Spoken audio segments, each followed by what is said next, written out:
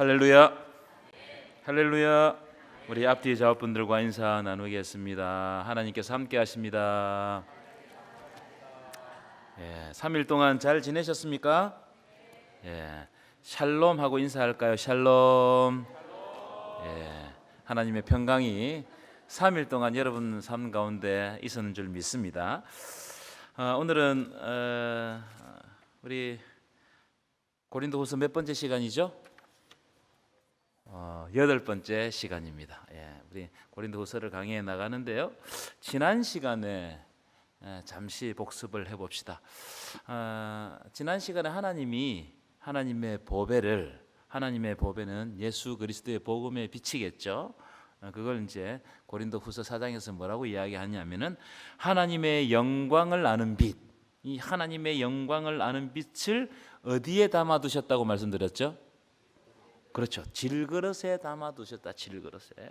질그릇은 어떤 그릇이라고 말씀했습니까? 가장 값싸고 가장 흔하고 깨지기 쉽고 연약하고 그래서 낙심하기 쉬운 그릇이다.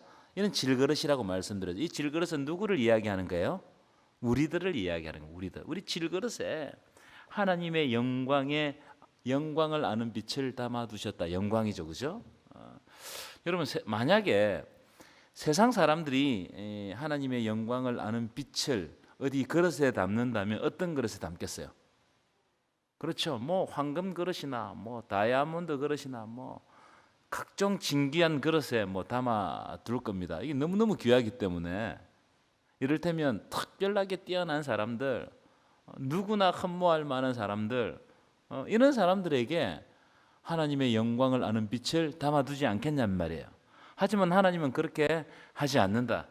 하나님은 하나님의 영광을 아는 빛을 우리와 같이 너무나 못난 질그릇에, 연약한 질그릇에 담아두셨다. 이게 은혜다는 거예요. 놀라운 은혜입니다. 그래서 내가 왜 예수를 지금 믿는지 사실은 잘 모르겠어요. 왜 믿게 되었는지. 하나님께서 나를 불러주심으로 내가 믿게 되었는데 왜 나 같은 사람을 부르셨는가? 내가 설명할 수가 없습니다. 그러니까 나 같은 사람에게 하나님의 영광을 아는 빛을 담으셨다. 이 너무나 생각하면 생각할수록 신기한 일이고 영광스러운 일이다. 여러분, 하나님의 영광을 아는 빛을 여러분들에게 담아두셨는데 하나님께서 여러분들을 사랑하시기 때문인 줄 믿습니다. 그래서 그러면 왜 이렇게 못난 질그릇에 하나님의 영광을 아는 빛을 담아두셨느냐? 그 이유가 뚜렷합니다. 지난주 말씀에서는 심히 큰 능력은 누구에게 있고요? 하나님께 있고 우리에게 있지 않다는 것을 깨닫게 하기 위해서 연약한 우리, 못난 우리의 삶의 그릇에 하나님의 영광을 아는 빛, 복음의 빛을 담아 두셨다는 거예요. 아멘이십니까? 이 하나님의 방법은 세상의 방법과 달라요.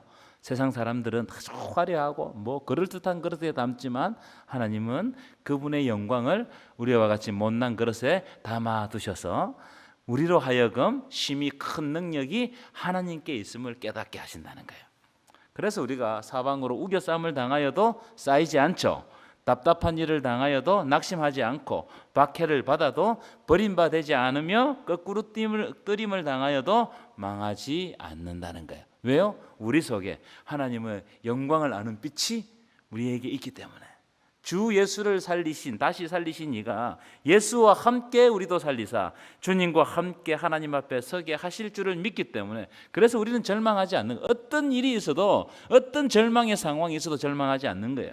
여러분, 예수께서 부활하신 것처럼 하나님께서도 우리와 함께 예수와 함께 살리사 마지막 날에 하나님 앞에 서게 하실 줄 믿습니다. 우리가 이것을 소망하기 때문에 우리는 절대로 망하지 않는다. 한번 따라합시다. 절대로 망하지 않습니다. 절대로 망하지 않습니다. 절망할 일은 많아요. 오늘도 그런 말씀 드릴 겁니다. 절망할 일이 너무너무 많지만 그러나 우리가 절대로 망하지 않는다. 오늘도 그런 이야기를 계속해서 이어가고 있습니다. 이제 보여주실까요? 자, 오늘은 두 가지 주제인데요. 첫 번째 주제부터 한번 살펴보십시다. 첫 번째 주제는 속 사람과 그 사람. 저기 표가 있어서 잘 안 보이는 것 같은데 따라합시다. 속 사람과 그 사람.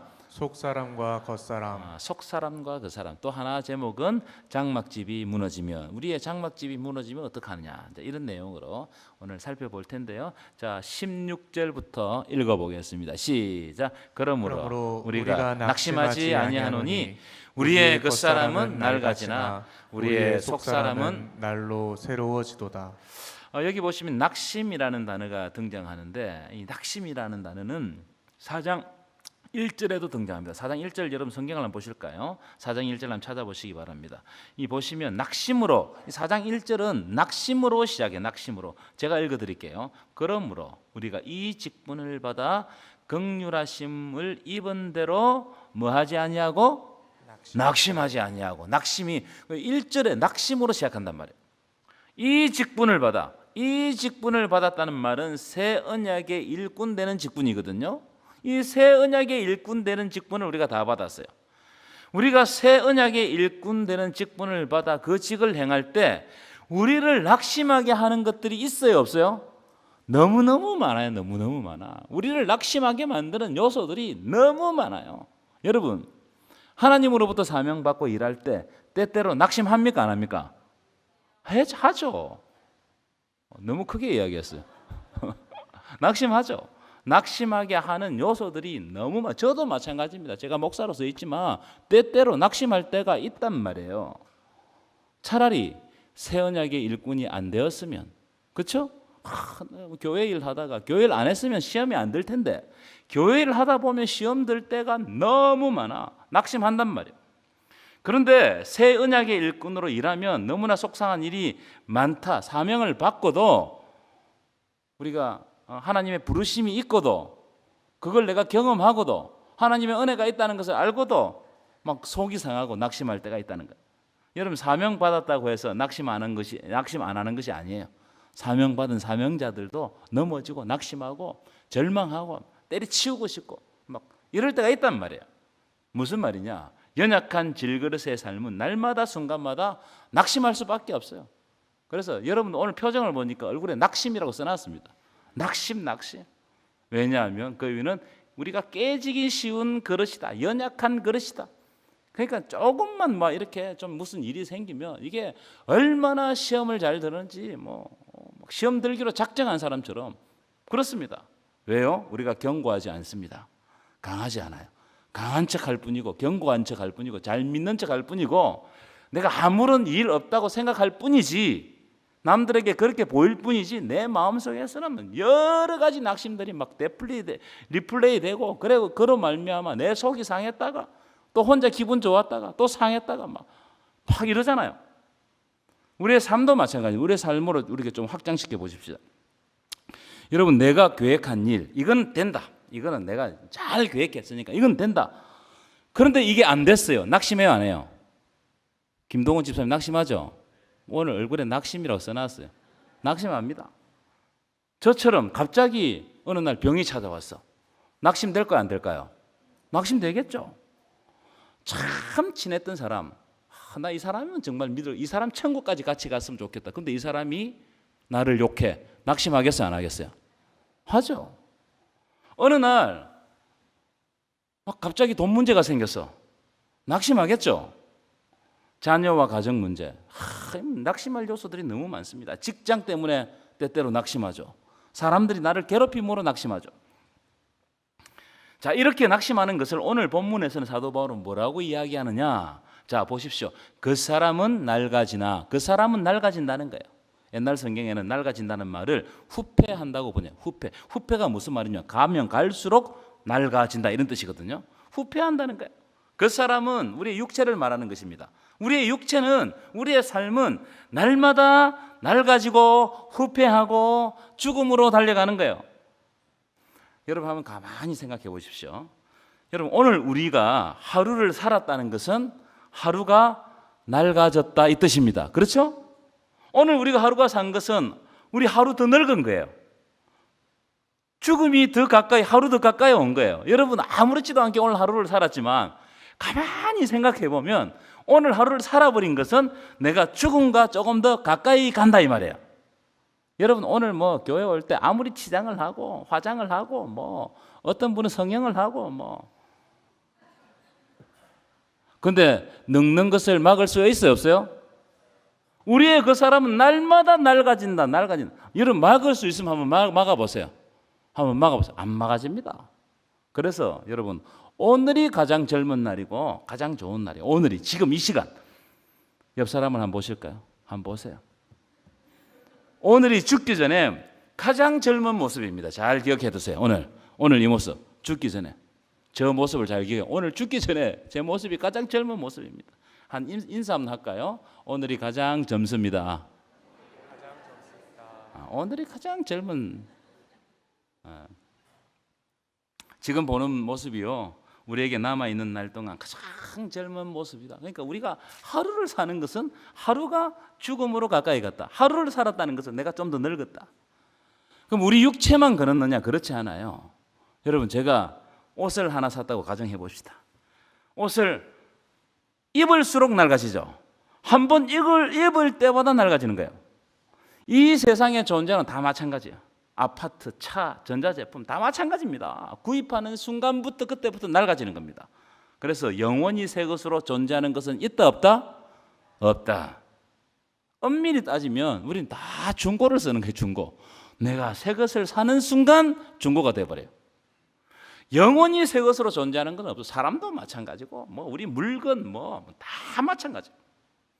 그래서 어떤 때는요 이렇게 낡아지는 거, 늙어가는 거 서글플 때가 있습니다. 그럴 때가 있어요, 없어요? 서글플 때가 있죠. 뭐 저도 몇 번 말씀드렸지만 저는 30대까지는 안 늙는 줄 알았어요. 철이 없어가지고 영원히 이래 살 줄 알았어요. 그때 힘이 있고 막 제가 하고 싶은 거 다 하다 보니까. 근데 어느 순간 보니까 머리도 빠져 있고 또 어느 순간 보니까 아픈 데도 생기고 육체의 한계도 느끼고. 제가 옛날에 달리기 잘했거든요. 우리 학교에서 저보다 빠른 사람 없었어요. 그런데 30대 중반 넘어가니까 저보다 빠른 사람들이 생기더라고요. 충격을 받았어. 그만큼 제가 어떻게 됐다는 거예요? 후패해진 거예요. 때때로 우리가 낡아지고 늙어지고 뭐 우리 몸이 또 육신이 또 내가 가지고 있는 그런 한계들을 드러낼 때 서글프죠. 이 서글픈 감정이 깊어지면 낙심하게 돼요. 막 서글퍼지고 막 못 견디겠고 내가 막 왜 이리 사나? 내가 지금 50평생, 60평생, 70평생 사는데 아무것도 해놓은 것도 없고 막 이런 생각을 하면 서글퍼지는 거예요. 깊은 절망에 빠지게 되죠. 그러나 사도 바울은 오늘 뭐라고 이야기하느냐면은 우리의 그 사람이 매일 낡아지지만 낙심하지 않는다는 거예요. 사도 바울도 지금 점점 늙어가고 있습니다. 힘이 빠지고 있어요. 그런데 자기가 낙심하지 않는다는 거예요. 우리의 삶은 질그릇 인생이기 때문에 낙심할 일이 날마다 생깁니다. 날마다. 없는 날이 없어요. 하지만 사도 바울은 낙심해요, 안 해요? 낙심하지 않아요. 이유가 있어요. 뭐 어떤 걸 딱 깨달았기 때문입니다. 뭘 깨달았느냐? 우리의 속사람이 날로 어떻게 된다고요? 새로워지게 돼요. 하나님 앞에 선 우리의 속사람은 나는 맨날 낡아지는데 우리의 속사람은 새로워진단 말이에요. 이 새로운 날로 새로워진다 이 말을 헬라어 문법으로 보면 이런 말입니다. 한번 새로워지고 끝나는 게 아니고 계속해서 새로운 계속해서 날이 가면 갈수록 시간이 가면 갈수록 더 새로워지는 거예요. 와 놀라운 은혜죠 이게. 놀라운. 여러분 우리의 육체는 낡아지지만 날이 갈수록 우리의 속사람은 더 새로워진다. 여러분 도대체 이게 무슨 의미일까? 나는 맨날 늙어가는데 낡아가는데 내가 가지고 있는 이 모든 자원들 재원들도 다 사라지고 가는데 내 속사람은 어떻게 새롭게 맨날 어떻게 이렇게 새로워지느냐. 여러분 어떤 분은 나이가 들수록 주변 사람을 괴롭게 하는 사람이 있어요. 있어요 없어요? 있어요. 고집이 더 세지고 욕심이 더 많아져 가지고 그 모습을 보고 인생의 후배들이 참 괴롭고 그 사람을 볼 때마다 인상을 찌푸리는 사람이 있어요. 여러분 그런 사람이 되면 안 됩니다. 하지만 어떤 사람은 나이 들수록 머리에 백발이 막 짙어질수록 그분의 삶을 보면 인생의 무게가 느껴지고 자동적으로 그분 앞에 머리가 숙여지는 사람이 있어요 없어요? 있죠. 그런 사람을 보면 존경하게 되죠. 저는 이어령 교수님 볼 때마다 좀 약간 그런 걸 느껴요. 그분이 말년에 육체는 늙어지고 병들었지만 그럼에도 불구하고 그분에게 뭔가 특별한 게 있어. 그래서 그분이 무슨 말씀을 하시는지, 무슨 책을 썼는지 이게 궁금한 거예요. 그러니까 그분의 책을 찾아 읽고 동영상에서 무슨 말씀을 하시는지 또 한번 찾아보는 겁니다. 늙고 병들었지만 그분에게는 뭐가 있느냐? 어떤 새로움이 있어요. 새로움이. 기품이 있어요. 하지만 반대의 사람도 있다 말씀드렸죠. 젊었을 때는 사람들에게 큰 영향을 끼쳤는데 늙어가면서 그 영광을 다 엎어버린 사람이 있어요. 그런 사람도 있죠. 그래 장례식에 가보면 알아요. 그 사람을 어떻게 평가하는지 말하지 않아도 다 아는 거예요. 잠언 16장 31절 제가 읽어드릴게요. 잘 들어보십시오. 백발은 영화의 면류가 아니라 공의로운 길에서 그것을 얻는다. 다시 한 번 더. 백발은 영화의 면류가 아니라 공의로운 길에서 그것을 얻는다는 거예요. 이게 무슨 말이냐? 사람이 나이를 먹고 백발이 되는 것은 하나님이 주신 면류관인데, 그런데 그 영화의 면류관을 어떻게 얻느냐? 하나님이 원하시는 공의롭고 지혜로운 길을 갈 때 그걸 얻는다는 거예요.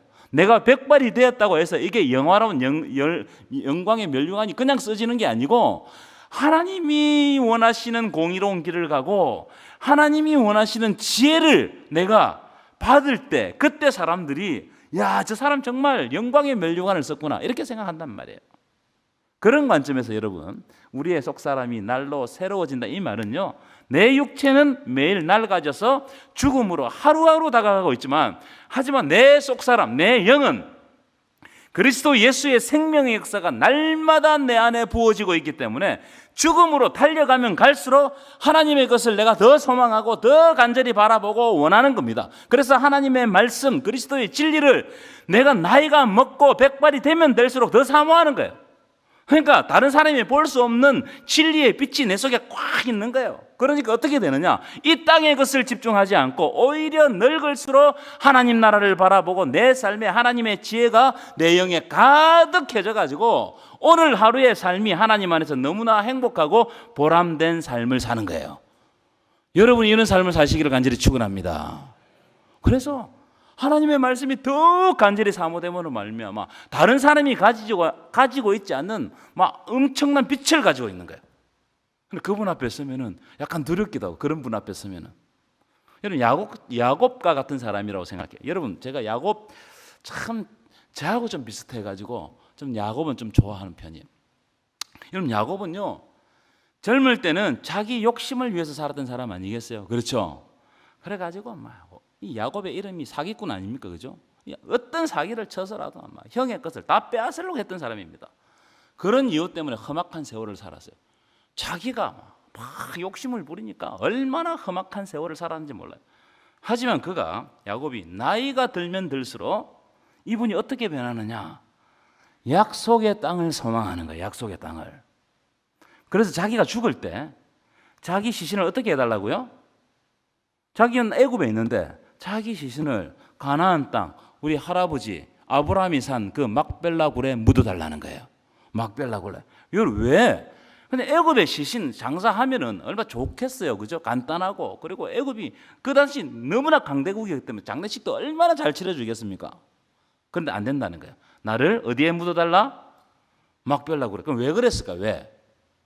자기가 살아보니까 130년 동안 147살, 147년 동안 험악한 세월을 막 살았는데 가만히 보니까 내가 땅 바라보며 살았던 이 삶이 어리석은 짓이라는 거예요. 그래서 자기의 죽음을 통해 가지고 자기 후손들에게 하나님께서 약속하신 그 약속에 대한 땅에 대한 비전을 잊지 않게 하기 위해서, 그게 가장 중요하기 때문에 그걸 자기의 죽음을 통해서 바라보게 하는 거예요. 그 야곱이 젊었을 때는 자기 마음대로 욕심대로 험악한 세월을 살았지만 나중에 죽음 앞에 가서는, 연세가 많이 들어 죽음 앞에 가서는 약속의 땅을 바라보고 정말 하나님의 약속이 뭔지, 하나님의 비전이 뭔지를 그가 깨달아 하는 거예요. 그러니까 야곱이 그 아들들과 그 손자들과 또 바로에게 축복하는 겁니다. 축복한 대로 되는 거예요. 여러분 얼마나 신령한 사람이냐. 여러분에게도 이런 복이 있기를 간절히 축원합니다.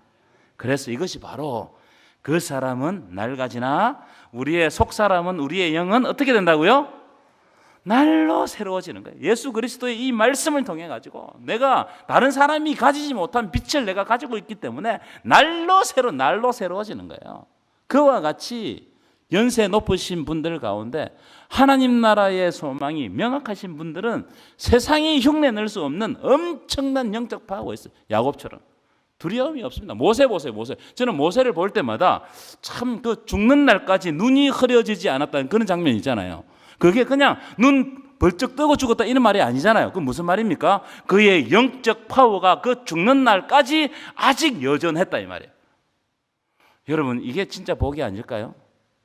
우리가 늙어가면 갈수록 하나님 나라에 대한 소망, 하나님의 복음에 대한 그 빛이 더 밝아져 가지고 내 몸은 낡아지지만 내 속에 있는 영은 하나님 나라와 더 가까워지고 더 사모하고, 그래서 우리 자녀들에게, 자녀 손들에게 저분을 보니 과연 하나님 나라가 있다 확신할 수 있는 그런 사람이 되는 것이 우리의 소원이 되어야 된다 이 말이에요. 아멘 좀 크게 하세요. 뭐라 하는 거 아닙니다. 자, 그런 관점으로 17절, 18절 한번 보실까? 17절, 18절. 자, 17절, 18절 읽겠습니다. 시작. 우리가 잠시 받는 환난에 경한 것이 지극히 크고 영원한 영광에 중한 것을 우리에게 이루게 함이니, 우리가 주목하는 것은 보이는 것이 아니요 보이지 않는 것이니, 보이는 것은 잠깐이요 보이지 않는 것은 영원함이라. 그냥 보이는 거, 보이지 않는 거, 보이는 거, 보이지 않는 거, 잠시 받는 거, 영원한 거, 그 다음에 경한 거, 중한 거, 이거 자꾸 이제 비교해서 우리에게 보여주고 있습니다. 우리 성경에는 왜냐하면을 번역하지 않았어요. 가르라는 말을 번역하지 않았습니다. 왜냐하면 하면서 딱 앞에 거와 뒤에 거 연관이 있다 이 말이에요. 인과관계가 있다 이 말이에요.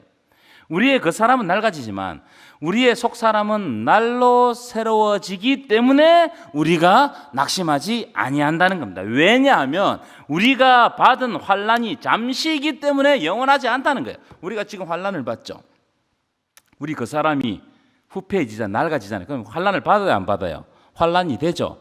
하지만 이게 영원하지 않다 이 말이에요. 이 말을 주고 있는 거예요. 여러분, 환난을 받을 때는 이 환난이 영원한 것처럼 보이죠. 그래요, 안 그래요? 이 환난이 끝나지 않을 것처럼 보여요. 그럴 때가 많죠. 하지만 그렇게 끝이 나지 않을 것 같은 환난도 진짜 영원한 하나님의 영광에, 하나님 나라의 영광에 비하면 우리가 이 땅 살면서 생기는 환난은 잠시단 말이에요. 이걸 깨달으라는 거예요. 여러분에게 환난이 있어요. 그런데 영원한 하나님 나라에 비교하면 그건 아무것도 아니라는 거예요. 우리가 죽는 순간 이 환난도 자동적으로 끝나는 거예요. 여러분, 아무리 환난을 더 받고 싶어도 우리는 죽는 그 순간 우리 환난은 없어지는 거예요. 그렇죠? 하지만 우리의 환난은 우리의 죽음과 함께 잠시 끝나지만 우리가 하나님 나라에서 받을 영광은 영원하다는 거예요. 그러니까 우리가 이걸 바라보는 거예요. 이걸 알면 지금 잠시 받는 환난을 견딜 수가 있다 없다? 견딜 수가 있다는 거예요. 그래서 우리는 우리 눈에 보이는 환난에 주목하지 말아라는 거예요. 환난 너머에 계시는 하나님 나라를 바라보라는 거예요. 왜냐하면 보이는 것은 뭐라고요? 잠깐이다. 보이는 것은 잠깐이다. 하지만 보이지 않는 것은 영원하다는 거예요. 영원하다. 여러분, 하나님은 영이시기 때문에 여러분 눈에 보입니까? 안 보입니까? 안 보여요. 하나님 나라는 영원한 나라입니다. 그래서 지금 당장 우리 육신의 눈에 하나님 나라가 보여요? 안 보여요? 안 보여. 그러나 영원한 거예요. 하나님이 영원하듯이 하나님 나라도 영원한 줄 믿습니다. 이야기를 딱 주고 있는 거예요. 이런 장면을 이렇게 글을 쓸 수 있는 것은 이 사도 바울이 대단한 신학자단 말이에요. 대단한 신학자. 엄청난 말씀이죠. 그래서 여러분, 보이는 것은 믿고, 보이는 것, 내 눈에 보이는 걸 믿고 바라보는 사람들은 시험에 듭니다. 시험에 들 수밖에 없죠. 앞에서 말씀드렸지만 보이는 것은 방금 금방 사라져 버리기 때문에 시험 드는 거예요. 내가 이것만 있으면 내가 진짜 속이 후련할 것 같다. 근데 그게 내 손에서 이 손에서 물 빠져나가서 싹 빠져나가 버릴 때가 있단 말이에요. 그럼 시험 드는 거예요. 그거 바라보면 안 된단 말이에요. 이거 잠시 잠깐. 우리의 그 사람은 날로 낡아지고 없어진다. 그것과 같이 똑같아요. 여러분, 돈 어느 순간 없어집니다. 건강, 명예, 이념, 사상, 우리가 보고 느끼고 지금 즐거워하는 거, 이거 다 사라집니다. 하나님 나라 가면 없어요. 그렇기 때문에 우리 눈에 보이는 거 의지하고 바라보다가 그것이 흔들리고 사라지는 순간 우리도 시험 들고 낙심할 수밖에 없으니까 영원한 하나님 나라 바라보고 그 나라가 기준돼야 되고 그 말씀이 기준돼야 되고 그 하나님이 기준돼야 된다는 거예요. 그래야 여러분 흔들리지 않는 거예요. 내 기분에 맞게 신앙생활하지 않는 거단 말이에요. 왜냐하면 그다음 또 왜냐하면이 나옵니다. 이 왜냐하면 빼먹어서 제가 왜냐하면 두 번째 주제가 장막집이 우리의 장막집은 필히 무너진다. 우리의 장막집은 무너져요. 우리의 장막집이 무너진다는 것은 우리의 장막집, 이 장막집은 육체를 말하는 거예요. 우리 육체.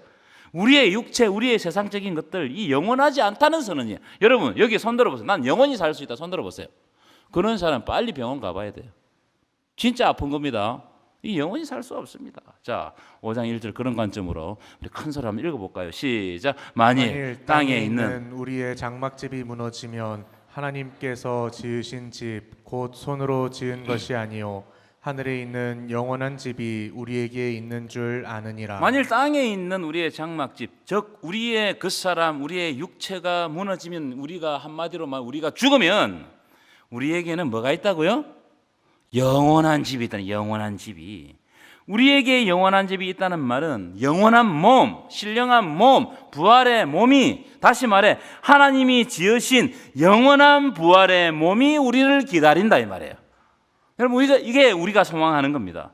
이건 손으로 지은 게 아니에요. 손으로 지은 것이 아니라는 말은 하늘에 있는 영원한 집, 앞으로 받을 신령한 몸은 인간의 힘과 능력으로 지은 것이 아니다는 거예요. 우리가 뭔가 잘 지어가지고 내 육체 막 단련한다고 영원한 몸이 될 수 없단 말이에요. 아무리 옷을 잘 입고 막 잘 꾸미고 성형을 막 해도 영원한 몸을 가질 수 없다 이 말이에요.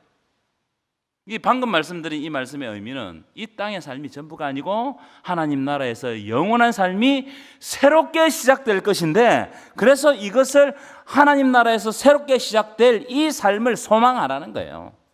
야곱이 마치 가나안 땅을 소망하고 막벨라 굴에 묻힌 것처럼 우리도 이 땅 살 때 이 땅 살지만 이 땅 바라보지 말고 영원한 하나님 나라 소망해라. 우리의 시민권은 천국에 있는지라 하늘에 있는지라 믿으십니까? 우리가 이 땅 살지만 이 땅의 시민이 아니란 말이에요. 어디의 시민입니까? 하늘의 시민이란 말이에요. 그럼 2절 보십시다. 2절 읽어보겠습니다. 시작. 참으로 우리가 여기 있어 단식하며 하늘로부터 오는 우리 처소로 덧입기를 간절히 사모하노라. 여기 탄식한다는 말은 참으로 이거 해석하기 나름인데 이 탄식한다는 말은 한숨을 쉬다 이런 뜻입니다. 한숨을 쉬다. 근데 여러분 우리가 한숨을 쉴 때는 언제 한숨 쉽니까? 뭐가 뜻대로 안 될 때 한숨 쉬죠. 그죠? 근데 후회할 때 한숨 쉬죠. 그죠? 근데 이거는 그런 한숨은 부정적인 한숨인데 이 한숨은 긍정적인 단식이에요. 감격의 한숨이라고 할 수 있습니다. 예를 들면 이런 겁니다. 군대 간 남자들이 제대 날짜를 기다리죠. 김동훈 집사님 제대 날짜 기다렸어요? 안 기다렸어요?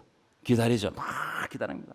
제대를 얼마 앞둔 군인이 제대 날짜를 세말 때마다 한숨을 쉬는 거예요. 왜 한숨을 쉽니까? 내일 모레 제대하는데 그날이 빨리 안 오는 거예요. 그러니까 언제 저 날이 오는 언제 빨리 좀 왔으면 좋겠다 이런 한숨을 쉬는 겁니다. 근데 여러분 제가 물어보겠습니다. 그 한숨은 절망의 한숨입니까? 기대의 한숨입니까? 기대의 한숨이에요. 바로 이 말이에요. 이 말.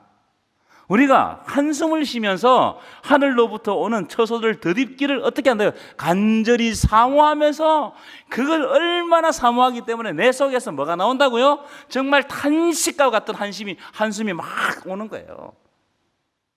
왜요? 지금 우리는 이 땅 썩어질 땅에 있지만 곧 오실 하나님 나라를 기대하고 그곳에 눈을 두고 있기 때문에 좀 빨리 왔으면 좋겠다. 낮에나 밤에나 눈물 머금고 내 주님 오시기만 고대합니다. 이런 마음으로 막 그 나라 바라보니까 내가 한숨, 이 기쁨의 감격의 한숨들이 막 나오는 거예요. 탄식한단 말이에요. 그 다음 또 여기서 중요한 단어가 뭐냐면은 덧입는다. 이게 사도 바울의 참 놀라운 신학인데 덧입는다는 거예요. 여러분 덧입는다는 말은 새로운 옷으로 입는다 이런 뜻입니다. 새로운 옷으로. 여러분 내 몸은 썩을 몸이잖아요. 그죠? 여러분 다 썩을 몸입니다. 이 썩을 내 몸에 영원한 생명, 새로운 생명이 확 부어짐으로 말미암아 우리가 이전에 알 수 없던 그 새로운 생명을 막 받아버리는 거예요. 이를테면 한번 보십시오. 이 작은 컵에 썩은 물이 가득 차 있어요. 그 썩은 물이. 썩는 못 먹는 거죠. 버려야 되는 거잖아요. 그죠? 그런데 우리 여기 3층에 올라가면 우리 교회 물탱크 큰 게 있잖아요. 그 물탱크 안에는 아주 막 새로운 물, 생수가 있는 거예요. 그 물이 한꺼번에 이 컵에 확 쏟아졌어요. 그럼 어떻게 되겠어요? 말을 해봐요. 어떻게 되겠어요? 그럼 썩은 물은 다 사라지고 여기에 뭐만 남겠어요? 새로운 물만 남는 거예요. 저는 그 현상과 똑같다고 생각해요. 똑같다. 우리는 지금 죽을 수밖에 없는 옷을 입고 있죠.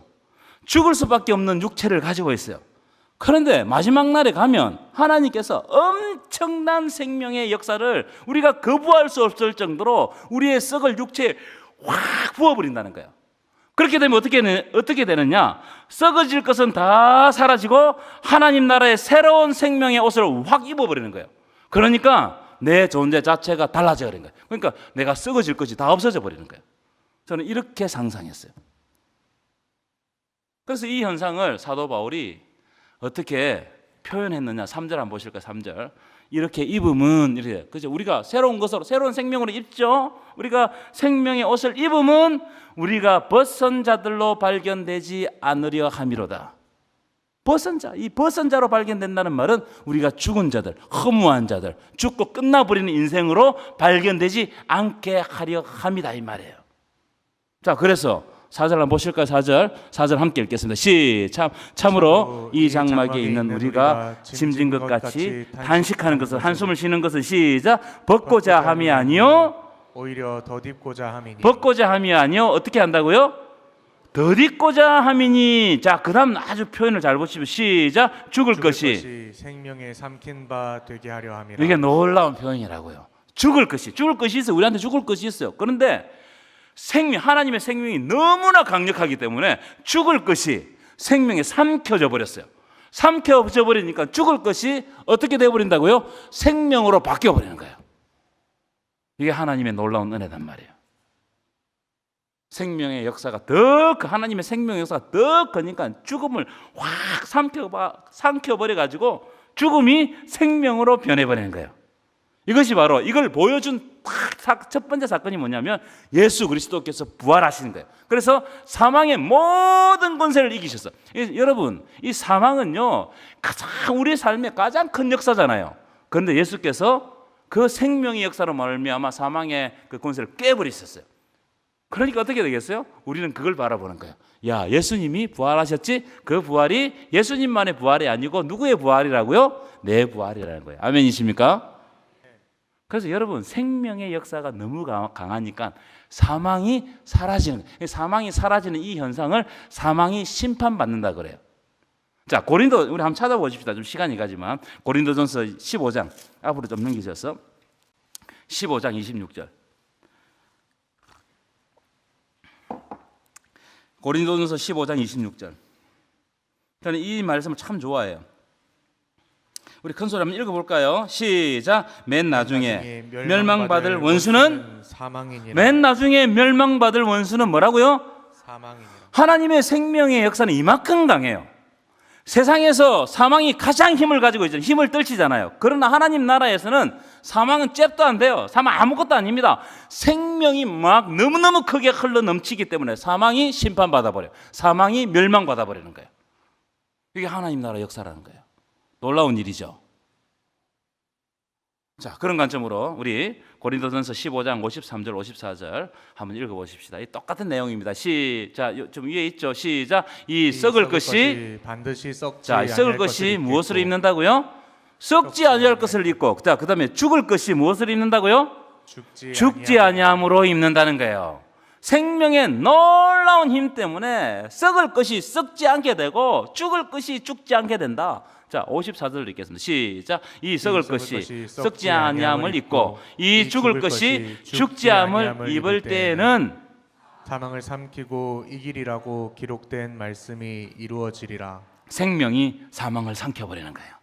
생명이 사망을 삼켜버리니까 진짜 승리하는 거죠. 우리의 삶 가운데는 사망의 역사가 있잖아요. 우리가 아픈 거, 우리가 늙어지는 거, 우리가 절망하는 거, 이게 다 사망의 역사입니다.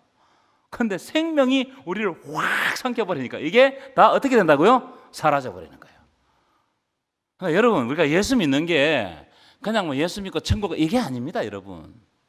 생명의 놀라운 역사가 우리를 삼켜버려가지고 사망에서 우리가 해방되는 거예요. 해방되는 거예요. 아멘이십니까?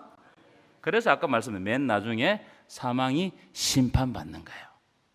그래서 이제 5절 보실 거 5절. 오늘 바쁜데 시간이 다 됐는데 한번 읽어보십시다. 시작. 곧 이것을 우리에게 이루게 하시고 보증으로 성령을 우리에게 주신 이는 하나님이시니라. 자, 이걸 보증하게 하시려고 뭘 주셨다고요? 성령을 주신 거예요. 그러니까 여러분 우리 하나님 이 생명이 사망을 삼킨다는 이걸 우리가 어떻게 믿겠어요? 예수 그리스도의 부활을 우리 이성적으로 어떻게 믿겠어요? 근데 우리는 믿는단 말이에요. 왜요? 성령으로 보증을 성령으로 주셔가지고 성령께서 우리 속에서 계속 역사하심으로 말미암아 우리가 도저히 상식적으로 안 믿을 만한 것들을 믿어버리는 거예요. 이 진리를 믿어버리는 거예요. 그러니까 여러분도 여기 앉아서 예수 믿고 아멘 하고 하는 게 여러분이 의지를 가지고 하는 게 아니단 말이에요. 어떤 역사라고요? 성령의 역사란 말이에요. 믿으십니까?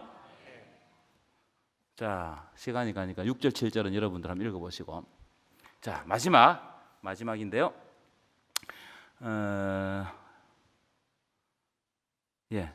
9절 읽겠습니다. 시작.